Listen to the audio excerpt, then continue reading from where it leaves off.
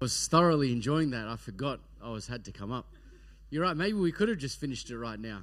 I think it's amazing that, whatever the language is, we can resonate with music and it draws us together. And tonight we're going to be looking at something practical about how we can put faith into action. We've been journeying through the life story of Simon Peter. And when we look at his life, we see something that stands out time and time again. Simon Peter was someone that often put himself first, often put what he said first, to the neglect of others. And tonight we're going to look at something where Simon Peter was confronted and he was rebuked because of service. And so that's what we're looking at tonight, service. And so last night we ended off with this important question. Maybe no other question could be more important for you to consider, to wrestle with and answer yourself than this, is who do you say that Jesus is? Each one of us has to answer that question, whether we do it directly or whether through being indirect about it, we just neglect it.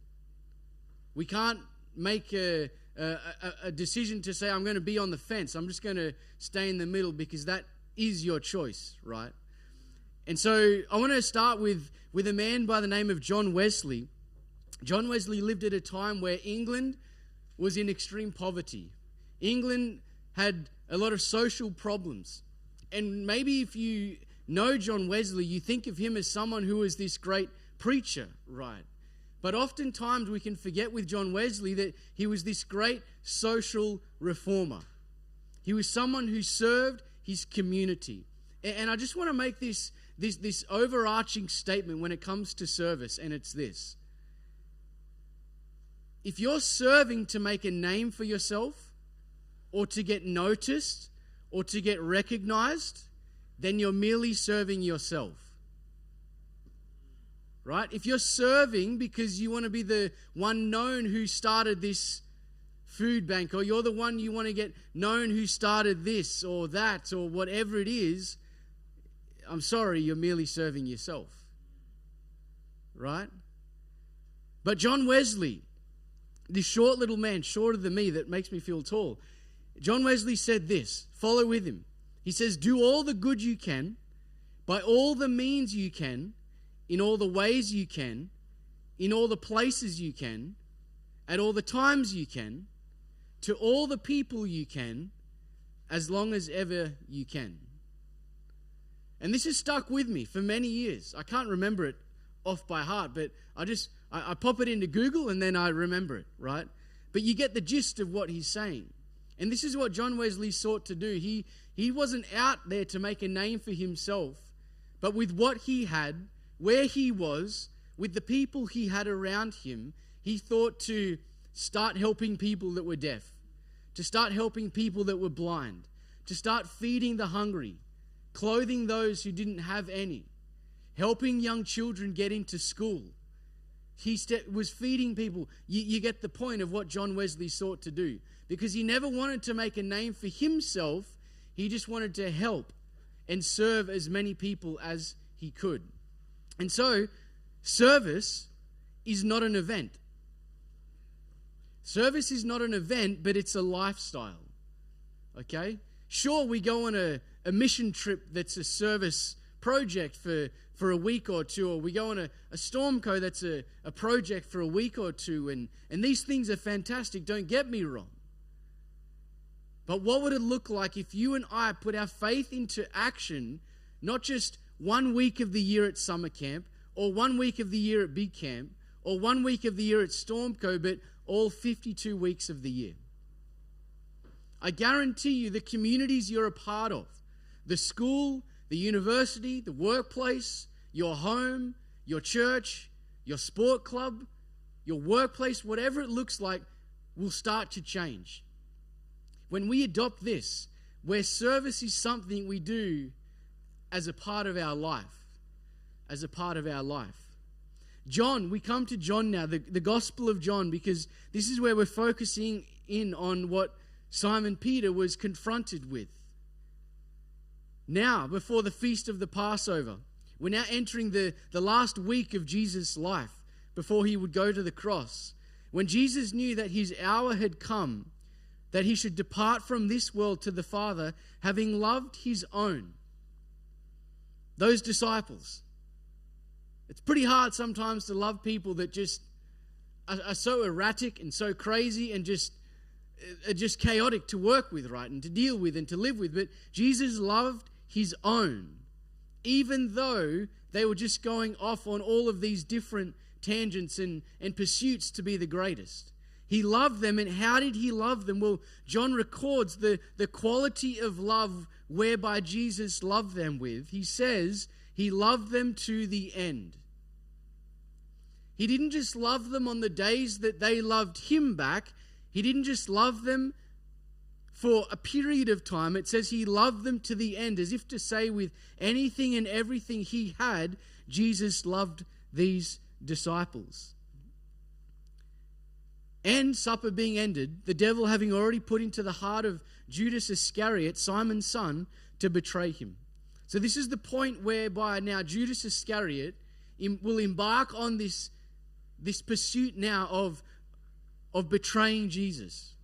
In verse 3, Jesus, knowing that their Father had given all things into his hand, and that he had come from God and was going to God, now verse 4 says he does something. And I want you to imagine that you're in someone's home, okay? And the table is set with all the food. And there's well, let's say there's seats there, but they didn't have seats like we do around a table today. In some cultures, what Jesus experienced is what is seen in some cultures, where there's the table of food, right? And then people are sitting on the floor in like this lounge reclining position, right? And it was the job of the servant, the lowest of low, to serve those that were there, right? And all 12 of those disciples had the opportunity to serve. They had the opportunity to take the towel. They had the opportunity to serve the food, to serve the drink. But the problem with the disciples is they had one motive and one pursuit in their mind, and that was to be the greatest.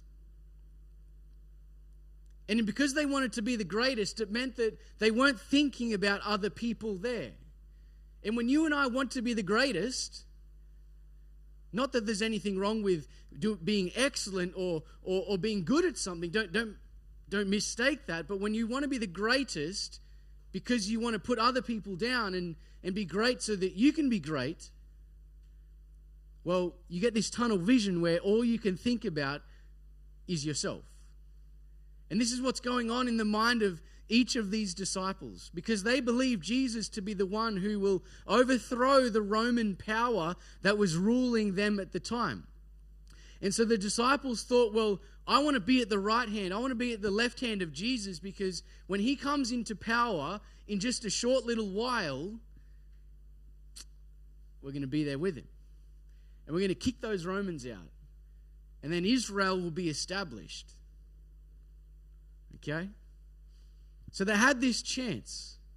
But verse 4 says that he rose from supper and laid aside his garments and took a towel and girded himself and prepared himself.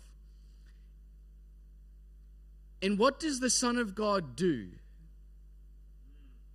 in this moment? What does the Son of God do in this moment? The creator of all the galaxies, the one who speaks, "Let there be light," and there was light, who breathes out stars into existence.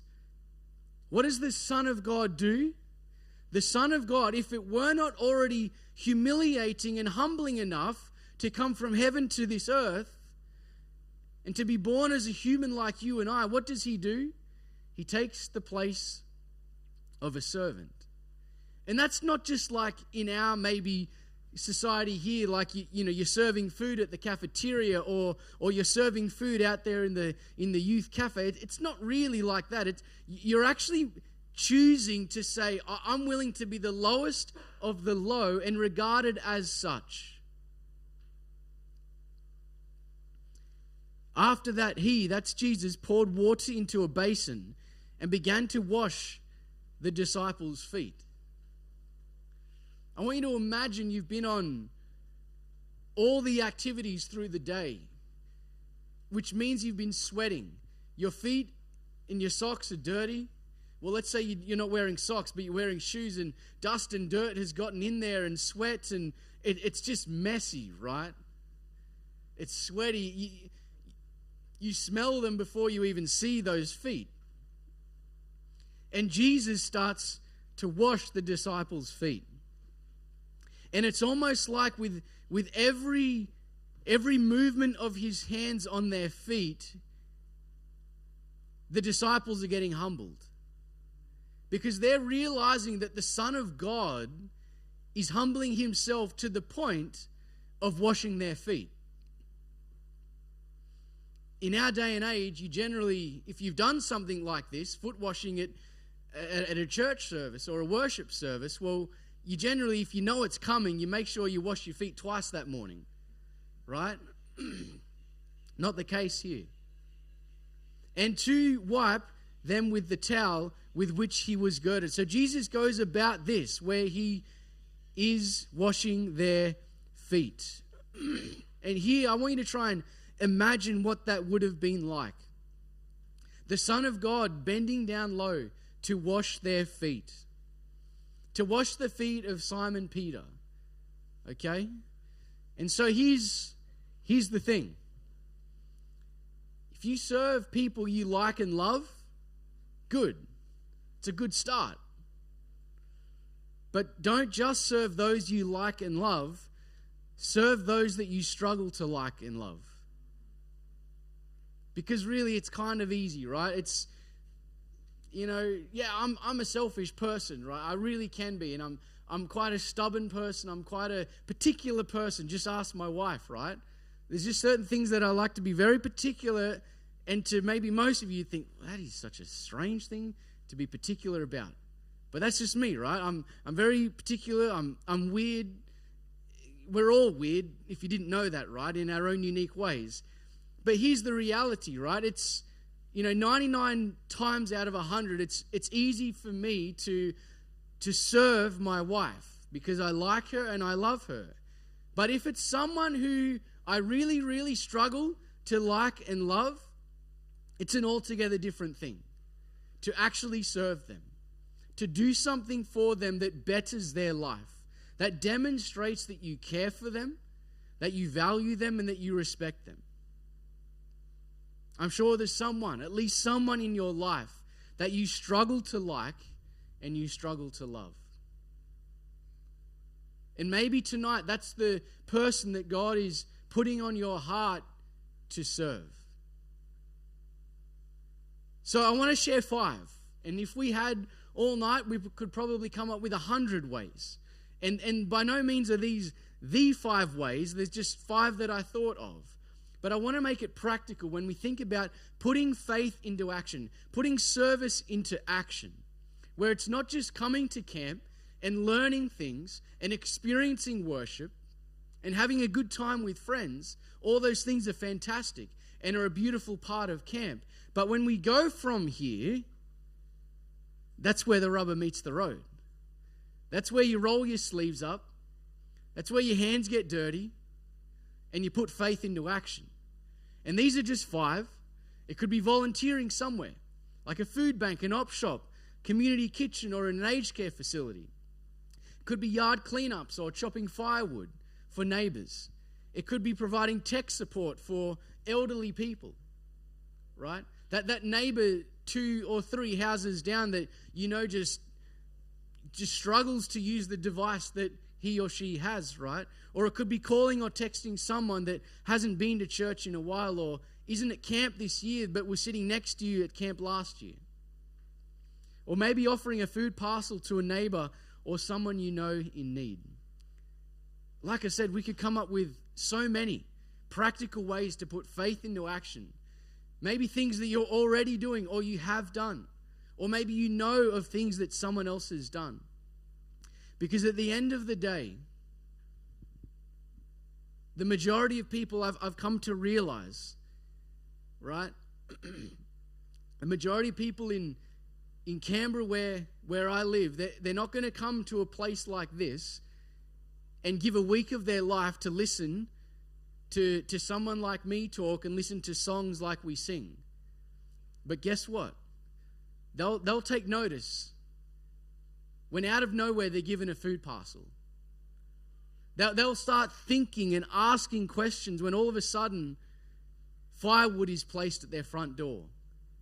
Or you turn up with lawnmowers and hedge trimmers and all these things, and you offer and you say, hey, we're here to serve and we just love to offer to help clean up your yard. You get the point, right? Each one of us are at a unique place in life where young people, when they put their faith in action, can quite literally change communities, schools, workplaces, even all of Tasmania. What would it look like?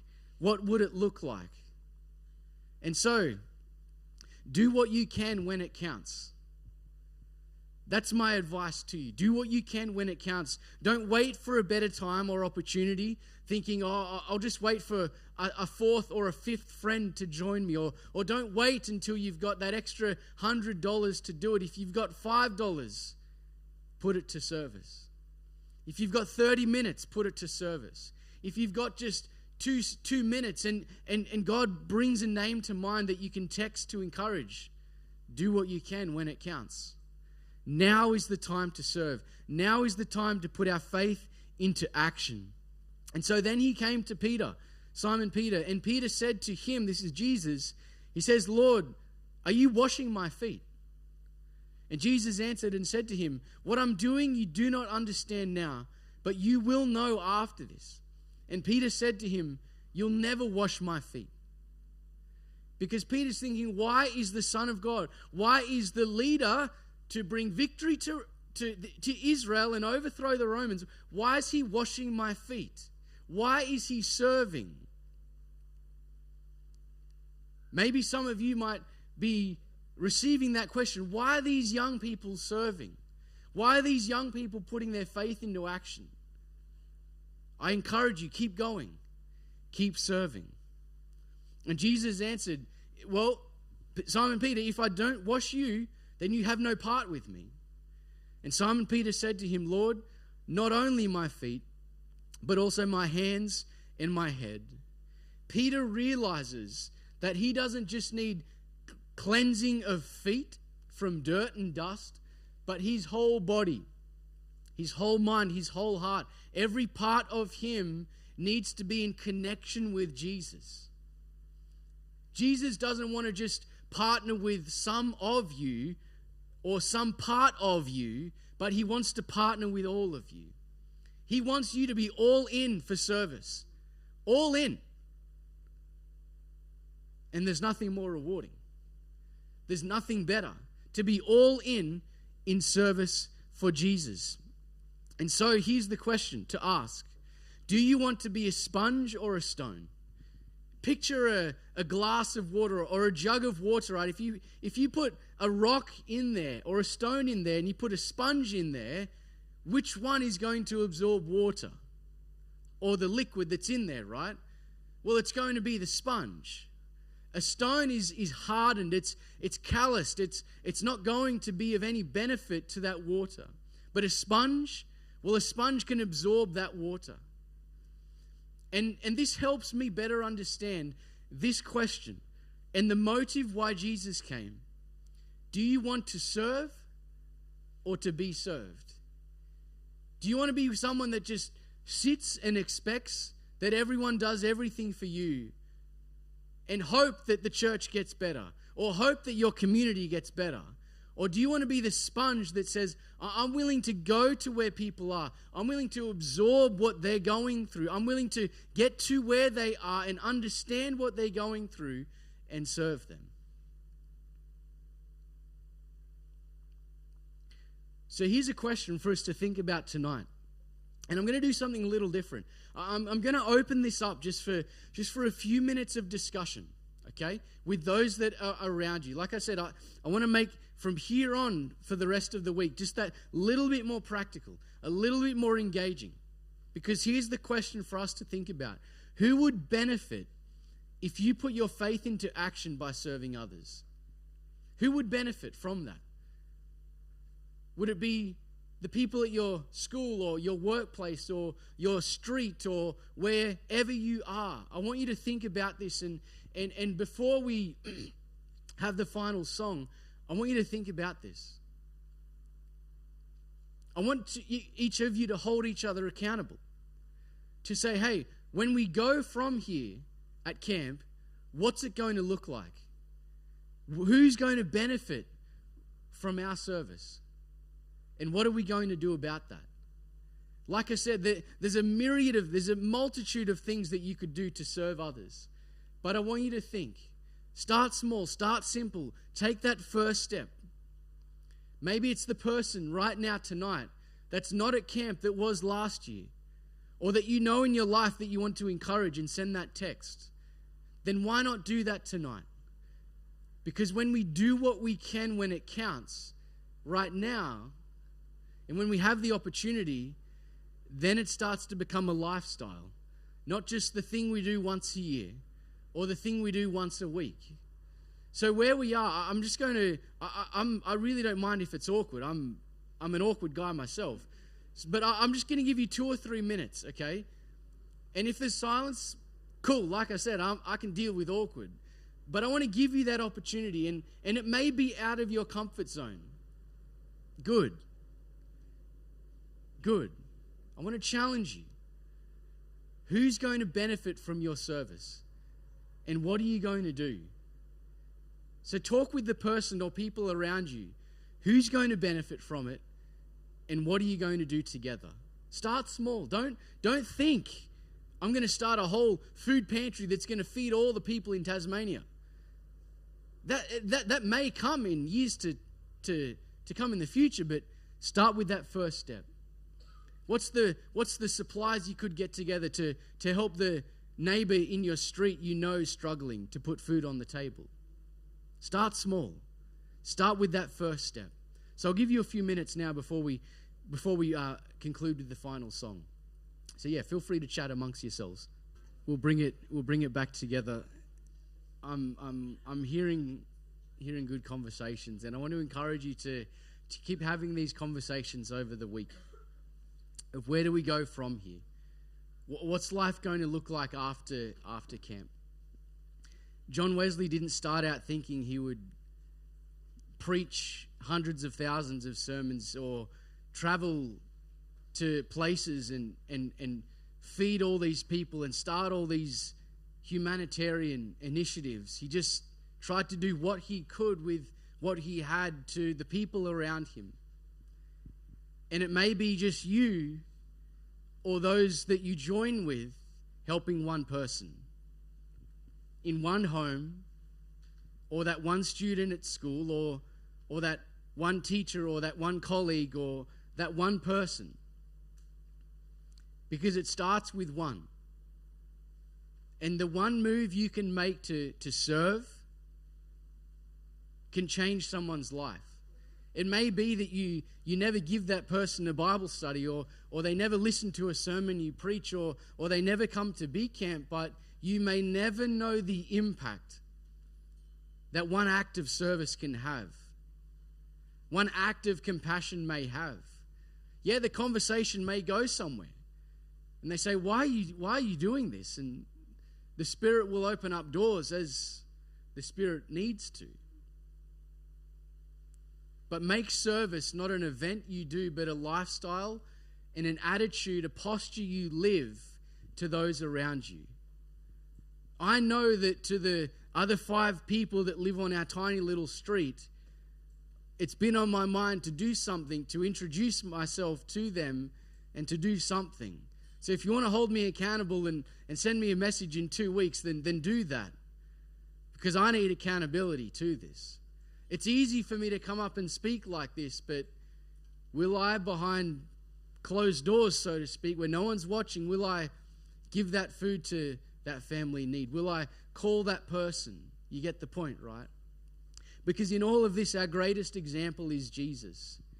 Through him serving, he quite literally saved the world. Because he put himself last and he put us first. So who is going to benefit from your service? When you go from here, or even at camp, who is going to benefit from your acts of service? In putting others first. And as the band comes up, we'll sing the final song. And we can respond to God tonight in our hearts saying, okay, this is what I'm going to do. And our works, our acts of service and compassion, they don't save us. But because God loves us and we want to extend that love to others, that's why we serve. And so Jesus, our great example of service and humility, encourages us and wants and invites us to partner with him in serving those around us in need. So let's respond in worship to this.